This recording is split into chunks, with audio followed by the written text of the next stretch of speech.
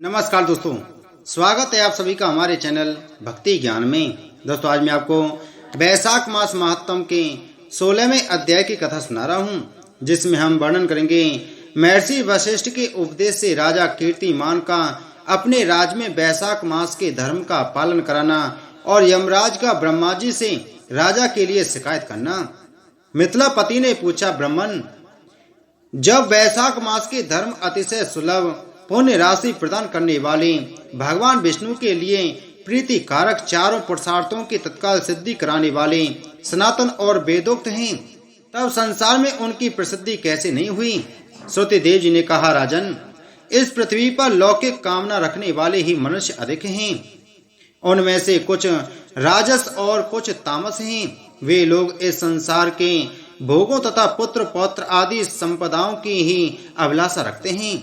कहीं किसी प्रकार कभी बड़ी कठिनाई से कोई एक मनुष्य ऐसा मिलता है जो स्वर्ग लोक के लिए प्रयत्न करता है और इसलिए वह यज्ञ आदि पुण्य कर्मों का अनुष्ठान बड़े प्रयत्न से करता है, परंतु मोक्ष की उपासना प्राय कोई नहीं करता। तुच्छ आशाएं लेकर बहुत से कर्मों का आयोजन करने वाले लोग प्राय काम्य कर्मों के ही उपासक हैं। यही कारण है कि संसार में राजस और तामस धर्म अधिक विख्यात हो गए, परंतु सात्विक धर्मों की प्रसिद्धि नहीं हुई।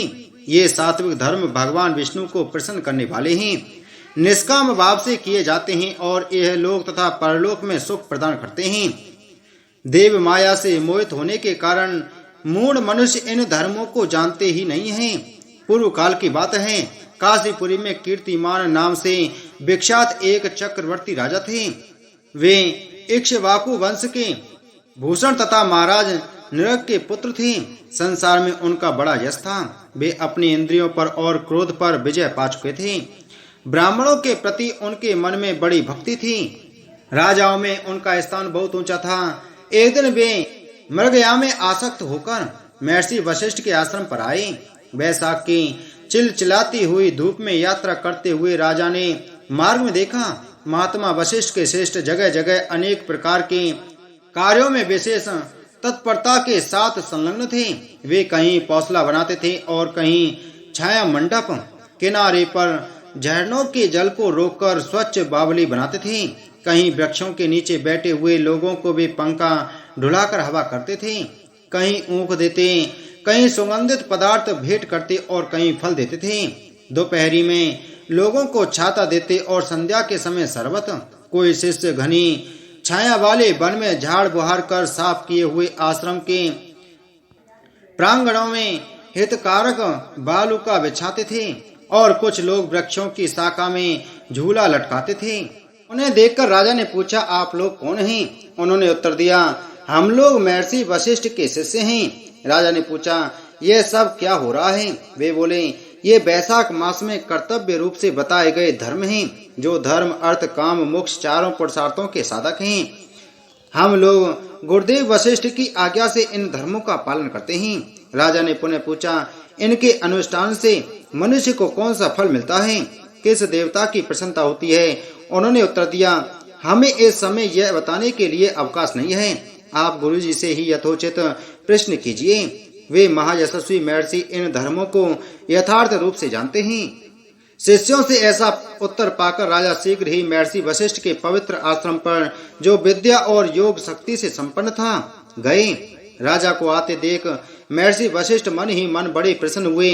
उन्होंने सेवकों सहित महात्मा राजा का विधि पूर्वक आतिथ्य सत्कार किया।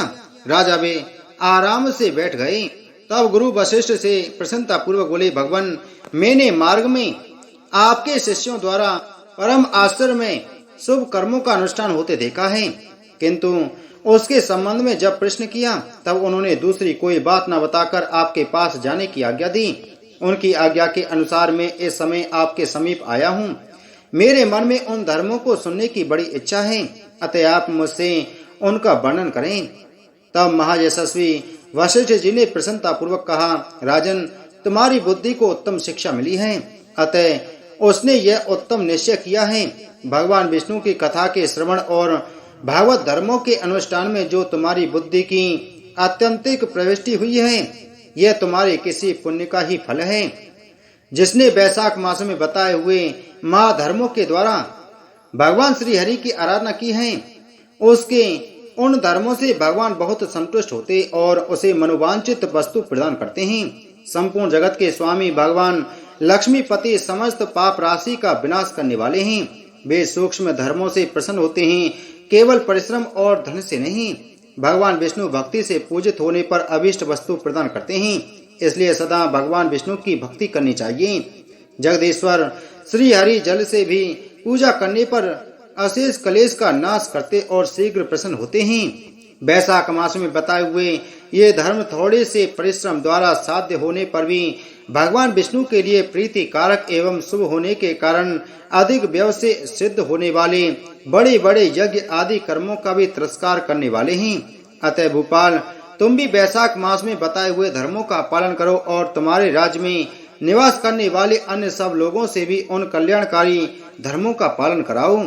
इस प्रकार से वैशाख धर्म के पालन की आवश्यकता को शास्त्रों और युक्तियों से भली भांति सिद्ध करके वशिष्ठ जी ने वैशाख मास के सब धर्मों का राजा के समक्ष वर्णन किया। उन सब धर्मों को सुनकर राजा ने गुरु का भक्ति भाव से पूजन किया और घर आकर वे सब धर्मों का विधि पूर्वक पालन करने लगे। देवादिदेव भगवान विष्णु में भक्ति रखते हुए राजा कीर्तिमान देवेश्वर पद्मनाभ के अतिरिक्त और किसी देवता को नहीं देखते थे।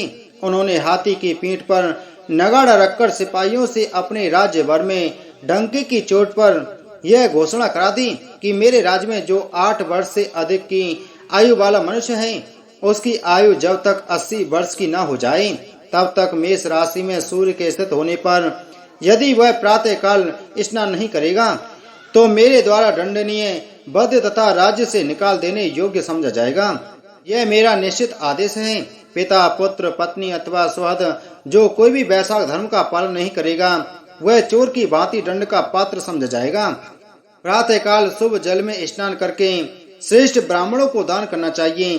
तुम सब लोग अपनी शक्ति के अनुसार पौंसला और दान आदि धर्मों का आचरण करो। राजा कीर्तिमान ने प्रत्येक ग्राम में धर्म का उपदेश करने वाले एक एक ब्राह्मण को बसाया।